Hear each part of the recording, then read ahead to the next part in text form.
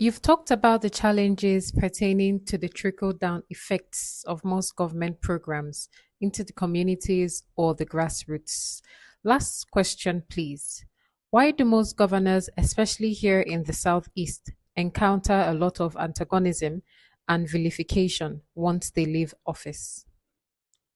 Uh, would you prefer a diplomatic answer to this question or a straightforward one? As honest as can be.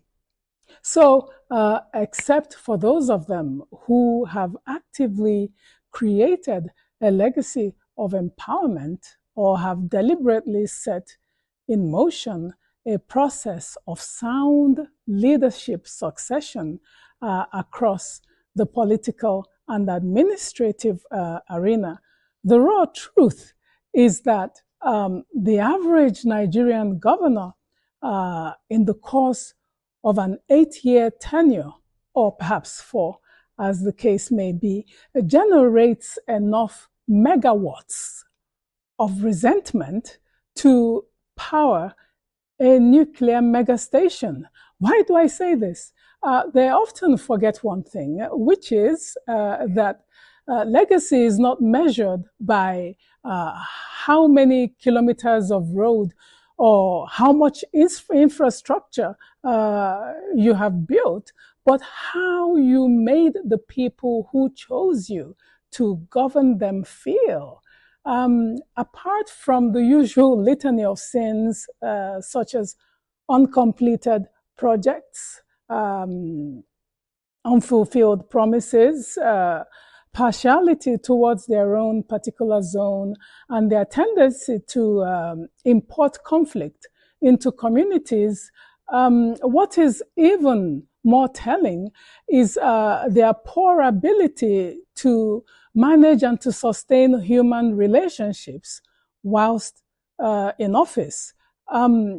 First, they jettison lifelong friends, their acolytes, even the foot soldiers who contributed in funds, in sweat, in tears and blood to their electoral success, whilst, on the other hand, going out of their way to cultivate sworn enemies. In short, they have a flawed reward system.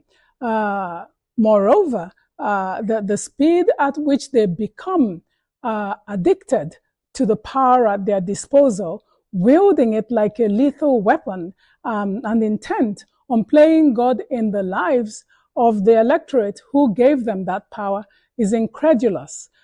This is when all the manias come into play, from megalomania, egomania, pseudomania, squandermania, even dipsomania. The list is endless. The irony of it all begins to unravel once they move first from the engine room of power, which is the governor's office, to the corridors of power, which is just as they're about to leave office, and then to the wide open field when they become ex-governors.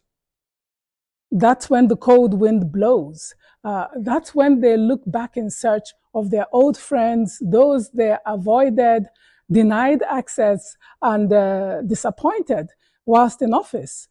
That's when they begin to suffer the withdrawal symptoms that come with power evaporation.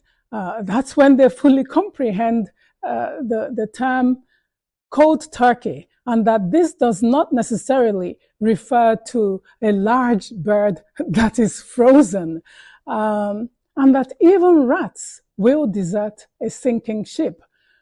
All that money they might have amassed in the course of their political service can never insulate them from the animosity, the bitterness, the enmity, and the bad blood they accumulated whilst in office, and the inevitable state of loneliness and isolation that comes with it. And this, sadly, they often realize too little, too late.